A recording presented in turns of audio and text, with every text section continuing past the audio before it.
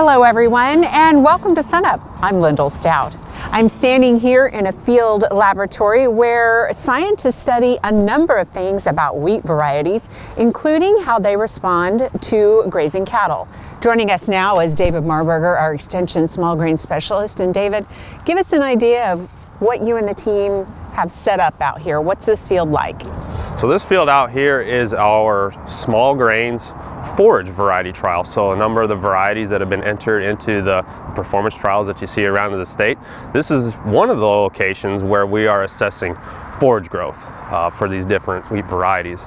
And not only wheat varieties, but also a few triticale varieties and a couple barley varieties. In addition to current varieties, there are future varieties out here as well. Yeah, so we are actually examining some experimental varieties from Dr. Carver, some of more of his elite lines. Those are that if they can make the cut, they could potentially become a variety. We actually have a couple out here that are being proposed to become a variety for this year. You and the team are out here with the clippers in the field. Tell us what's going on today. Yep.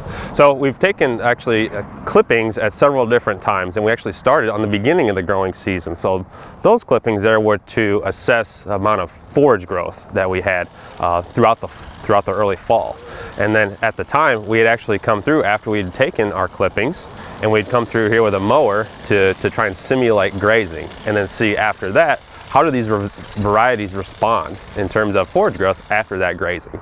And so right now we're actually kind of taking our potentially what might be our final clipping date right here before first hollow stem, and where some of these varieties will begin releasing from dormancy and begin to really sprout up and really green up.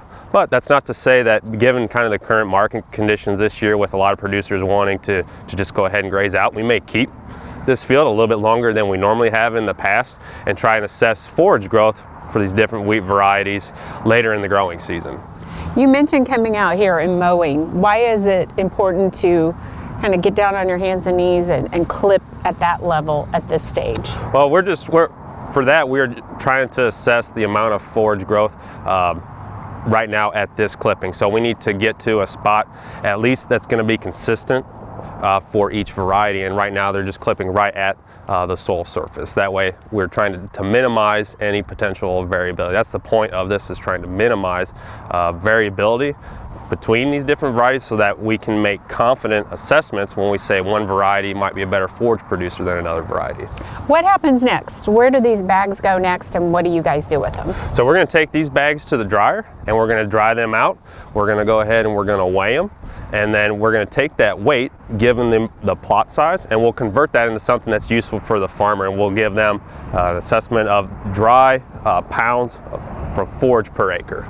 And then that translates into planning for next year's planting and beyond? So the current report that we usually put out is our fall forage report, coupled with our first hollow stem measurements for these different varieties. So when we get when we collect all of our forage estimates, we'll get that data plus the first hollow stem measurements from this year. We'll put that together in our publication that we can give out for growers who are going to help them making their variety selections for next year.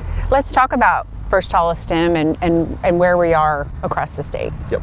So actually first hollow stem is actually creeping up a little bit earlier than normal, especially from last year. And I actually looked at some of the growing the heat units, at least compared to last year, and even here and even at Chickasha where we have this particular experiment replicated, we're about 7 to 10 days ahead of where we were last year in terms of those heat units. So because of that, you're starting to see, at least in the southern part of the state, where we were at Chickasha actually yesterday, a couple of those varieties that are early to first hollow stem, they're starting to release from dormancy. So for growers who are grazing and they are going to go out and remove those cattle and let it go to grain, now's the time to be getting out there and start scouting for first hollow stem if you have one of those earlier varieties. If you have a medium to a later variety, you might have a little bit of time yet, but it is time to start thinking about that. And then of course everybody's thinking about rain, and we could really use some.